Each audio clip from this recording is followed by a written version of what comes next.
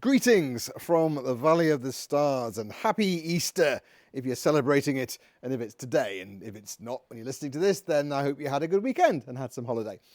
We've had a load of people here, which has been a lot of fun, and that's why this week's dispatch, the audio version of Off-Grid and Open in Portugal, is called Opening Time and launching our new website.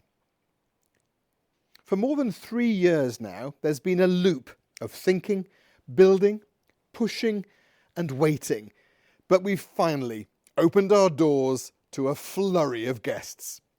With thanks to friends and friends of friends for booking in advance and betting we'd be ready, we had our biggest test so far this Easter holiday week, with 6 of our 7 units filled and a peak of 17 people staying.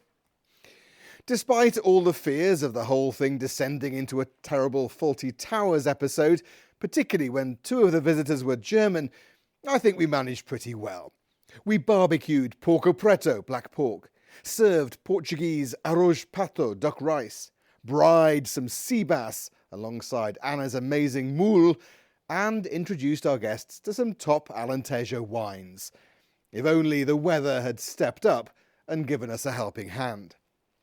It's the one thing we can usually rely on, but the glimmer of spring which followed the reservoir-filling deluge of March evaporated into more heavy rain.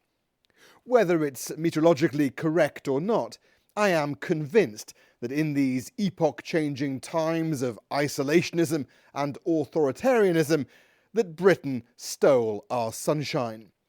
It's not the kind of behaviour Portugal should expect from the world's oldest alliance. As far as I can see, the weather doesn't feature in the 1386 Treaty of Windsor. But in an age of reinterpreting old documents, things like the American Constitution, for example, I wouldn't rule anything out. It's what I believe, and therefore it's true. It's my truth, and you just tried to prove me wrong. Epa, as they say round here. Oh boy. Truth or not, it was certainly a reality for our guests from London, who gave up an unseasonably warm Britain for an unreasonably chilly and disappointingly damp Alentejo Easter. I'm very pleased to report a typically stiff upper lip, keep calm and carry on attitude from guests and proprietors alike took us all through. Apologizing, however, by suggesting they stay another week as it's going to be beautiful from Tuesday is straight from the Basil Fawlty playbook. Note to self, don't ever do that. Without the lure of constant sunshine, our clubhouse did become the clubhouse it was meant to be, where people hung out around a roaring fire, chatted around the dinner table, and where younger guests played cards and started learning to play the guitar. The rainy March didn't give the pool much of a chance to get up to a good temperature, but that didn't stop many people from giving it a try, some of them every day. We're so lucky that cold water swimming is a thing. But the ocean proved to be surprisingly warm for the surf lessons, and on the occasional beach days the sun pushed its way through with enough force to sizzle unprotected skin. Guilty as charged. Our neighbour Daniel kindly patched up some of the bigger holes in the road for Anna's birthday, but the holiday and the continuing rain means it'll be next week before the proper repair work begins. The horse riding was a great success, the secret beaches a big hit, the local restaurants proved popular, and most importantly, the off-grid power and water systems thrived in their biggest challenge so far. Lots of people and lots of weather. We're still tweaking our water dilution system for automatically mixing rainwater with mineral salted borehole water, but it's got off to a great start. I'll be writing much more about the long-range Wi-Fi, Internet of Things, LP WAN technology that we're using here as soon as I finish editing a BBC radio programme I'm making on the topic with some really interesting Portuguese examples. The tech is keeping our swimming pool flowing for infinity and beyond, hopefully, watching over our tanks, keeping our drinking water perfectly palatable, and will soon be managing the fabulously nutritious water emerging from our treatment plant, all ready for irrigation.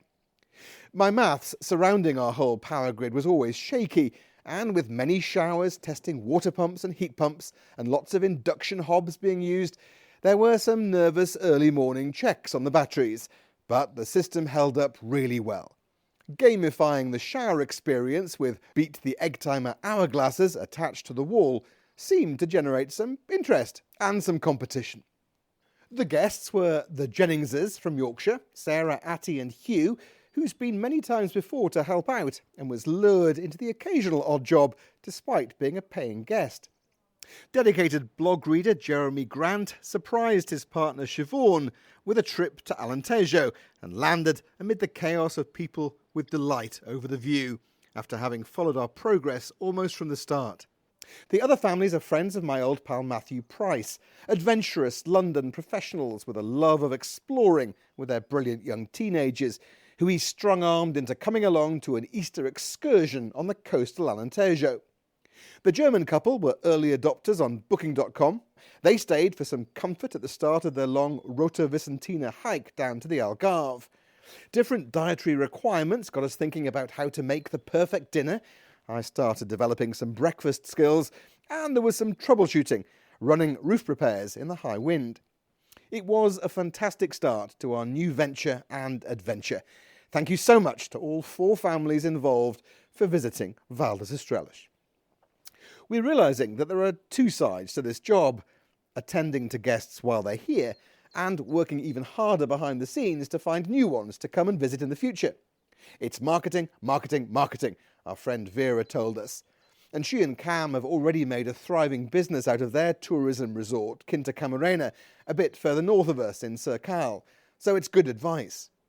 Our own website and booking engine has been at the heart of it, and despite the urgency, we'd been waiting for a break in the rain and the return of a little sunshine for our talented interior architecture photographer friend Sia to take some proper photos.